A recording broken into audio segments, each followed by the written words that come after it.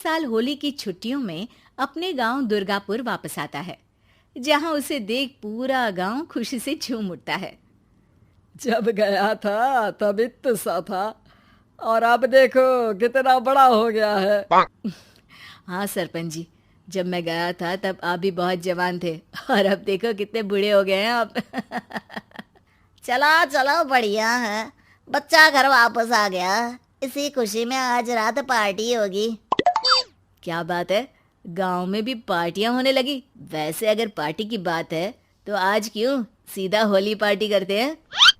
Holi party की बात सुन चहल पहल में अचानक सन्नाटा छा जाता है, जिसे देख मनोज को कुछ अजीब लगता है, लेकिन तभी सरपंच बात पलट देता है।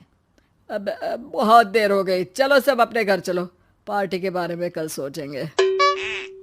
मनोज भी मम्मी पापा के साथ घर आ जाता है, पर होली पार्टी और उस पर पूरे गांव की खामोशी वाली बात अभी तक उसके जहन से निकलती नहीं। पापा, होली पार्टी की बात पर सब चुप क्यों हो गए थे? अरे होगी उनकी कोई अपनी बात। मुझे गांव की पंचायत ही थोड़ी पता है। थक गया हूँ, चलो सो जाते हैं, कल बात करते हैं। पापा की बात मानते हुए मनोज भी सोने चला जाता है। आज तो छुपा लिया, लेकिन हफ्ते बाद जब होली का दिन आएगा तब इसे कैसे रोकोगे? अगली सुबह सूरज के साथ ही मनोज भी गांव घूमने निकल जाता है, जिस पर रास्ते में उसे अपनी ही उम्र के कुछ लड़के भी मिलते हैं, जिनसे दोस्ती कर अब वो उनके साथ घूमने लगता है। इसी तरह कुछ दिन बीत जाते हैं और होली नजदीक आने लगती है। दोस्तों, होली में 4 दिन ही बचे हैं, पर गांव में उसकी कोई तैयारियां क्यों नहीं दिख रही? क्योंकि यहाँ होली नहीं मनाई जाती। अरे पर ऐसा क्यों? वो राजा भूषण। अरे तुम 4 दिन के लिए आए हो, क्या इतना सोच रहे हो? चलो कुछ खाने चलते हैं। इसी के साथ एक बार फिर होली की बात को टलते हुए देख मनोज को शक होने लगता है। वो घर पहुंचते ही इंटरनेट पर अपने गांव और राजा भूषण के बारे में जानकारी निकालने लगता है। क्या? मुझे आज तक ये नहीं पता था। ऐसा कैसे? किसी ने मुझे कुछ बताया क्यों नहीं?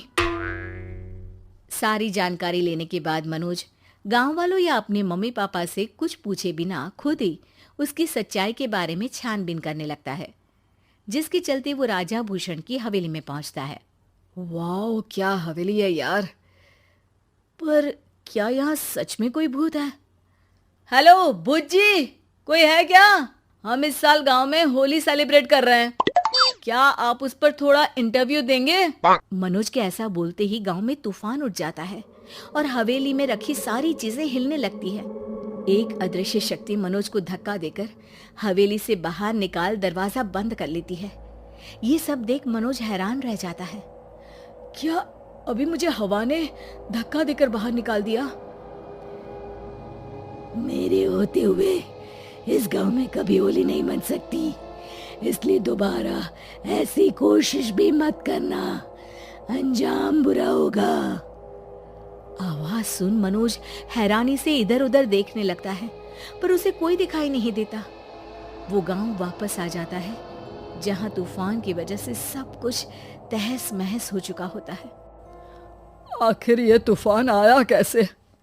ना ऐसा कोई मौसम था और ना ही हमने होली का त्योहार मनाने की बात की थी। सरपंच की बात पर कोई रिएक्शन दिए बिना मनोज चुपचाप अपने घर चला जाता है। इस तरह देखते ही देखते होली का दिन भी आ जाता है और मनोज रंग लेकर गांव में निकल जाता है, लेकिन गांव पूरी तरह खाली होता है। अरे त्योहार का दिन है, धूमधाम की जगह मातम क्यों मनाया हुआ है? मनोज की आवाज सुन सब अपने घर की खिड़कियां खोल के घर के अंदर से ही उसे वापस जाने के लिए कहने लगते हैं, पर वो किसी की नहीं सुनता। तुझे पहले भी समझाया था, अगर होली खेलने की कोशिश भी की तो अच्छा नहीं होगा। अरे बात मान लो बेटा, तुम्हें सच नहीं पता। मुझे सब पता है। सालों पहले इस राजा ने एक अंधविश्वास फैलाया और आप लोग आज तक उसे मानते आ रहे हो। अरे बेटा, जब तुम पैदा भी नहीं हुए थे उससे भी बहुत पहले से इस गांव पर होली का श्राप है। अगर गांव में होली का त्योहार मनाया जाता है तो प्रलय आना पक्की बात होती है। राजा भूषण इस सब में नहीं मानते थे और त्योहार मनाने लगे, जिसके चलते होली वाले ही दिन पहले उनके बेटे की और फिर उनकी मृत्यु हो गई। तभी से गांव की रक्षा के लिए उनकी आत्मा उस हवेली में रह रही है। सबकी बातें सुन मनोज उलझन में पड़ जाता है। सोचना भी मत मनोज, अगर तुमने इस परंपरा को तोड़ने की कोशिश भी की तो उसका परिणाम इस गांव और गांव के लोगों के लिए अच्छा नहीं होगा। मुझे भी यकीन नहीं हो रहा कि आप लोग एक बेतुकी बात को मानकर सालों से रंगों के त्योहार को मातम की तरह मनाते आ रहे हो। मनोज किसी की कोई बात ना मानते हुए पूरे गांव में रंग बिखेर देता है, जिसके तुरंत बाद वहां तूफान के साथ बिजलियां गरजने लगती है। अचानक मौसम में ऐसा बदलाव देख जहां मनोज कंफ्यूजन में आ जाता है, वहीं गांव वाले डर से सहम जाते हैं।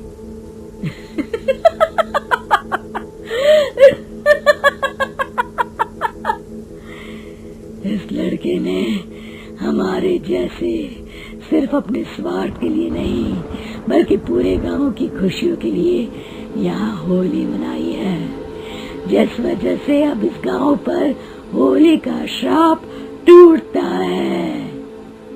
ऐसा बोलकर राजा का भूत वहां से गायब हो जाता है, जिसके बाद गांव के लोग धूमधाम से होली मनाते हैं।